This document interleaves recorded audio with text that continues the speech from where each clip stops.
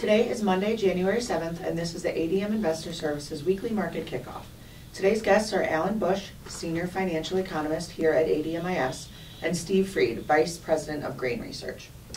Alan, the Bureau of Labor Statistics said 312,000 jobs were created in the U.S. in December, when economists were expecting to see job gains of 179,000. Does this mean more rate hikes from the Fed this year? I would have to say, no, it does not. Now, this is a very good number. In fact, it's the largest increase in non-farm payrolls since February of 2018. But it seems like almost all of the other numbers, for the most part, the economic reports have come in weaker than expected. Even today's economic reports were on the weak side. So I would have to say the Fed is not going to raise rates in 2019. And have we made a bottom in crude oil futures? My analysis suggests yes. For one thing, we do have a trend line, a major downtrend line that was taken out on Friday.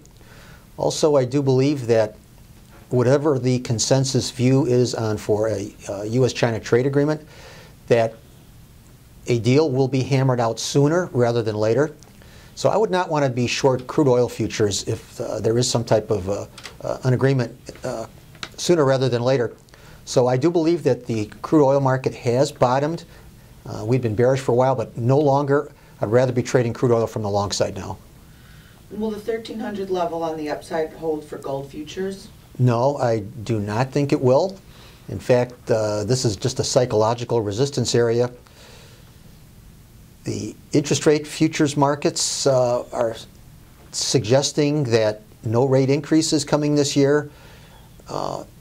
The dollar will probably come under some pressure as well, and that is friendly for the gold market. So while the 1,300 level has held so far, I think that ultimately it will be penetrated on the upside. The next resistance comes in at 1,334, so I would buy any break in the gold market. Higher prices, I believe, are likely. And Steve, what impact has the government shutdown had on USDA data?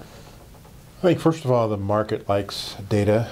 It needs to be fed, that data for price discovery.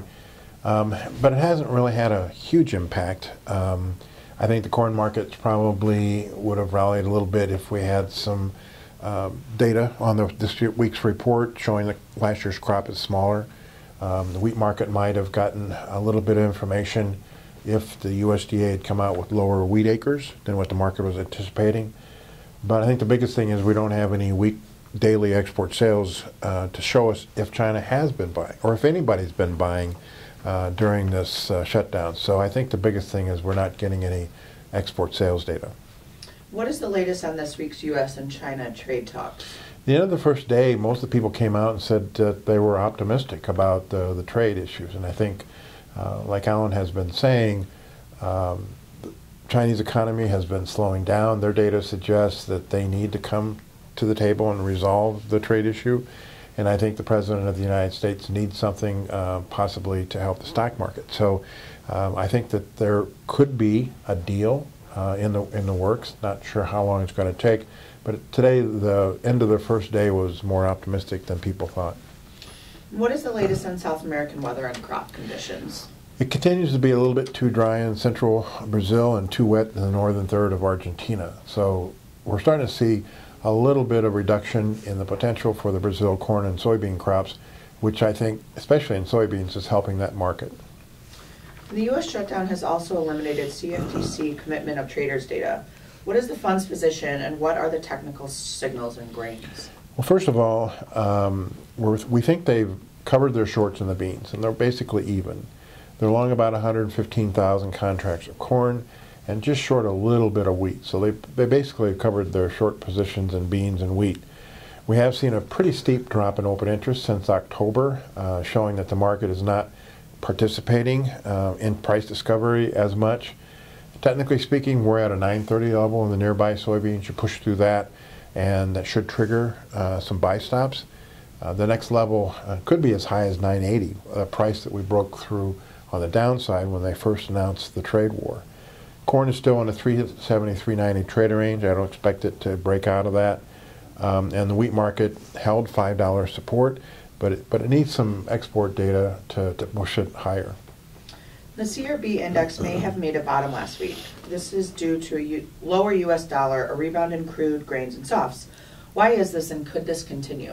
Well, I think Alan talked a little bit about how we're seeing a bottom in the crude oil market, which is a big portion of the CRB index. So I think that if there is a feeling that we will get a deal, that may bottom the global economy. So the lower dollar, because of the shutdown, and the whole feeling that we could be close to a bottom in global economy, probably will help the CRB index. For the grains, right now it's a weather market, and if we can get a Chinese deal and get some adverse weather in South America, prices should work higher. So CRB index had a key reversal last week, and so that probably is supportive for commodities. Please remember that the opinions expressed here today are solely the opinions of our guests and are not necessarily the opinions of ADM Investor Services or Archer Daniels Midland Company. If you have any questions or comments or would like to know more about our services, please contact us at www.admis.com.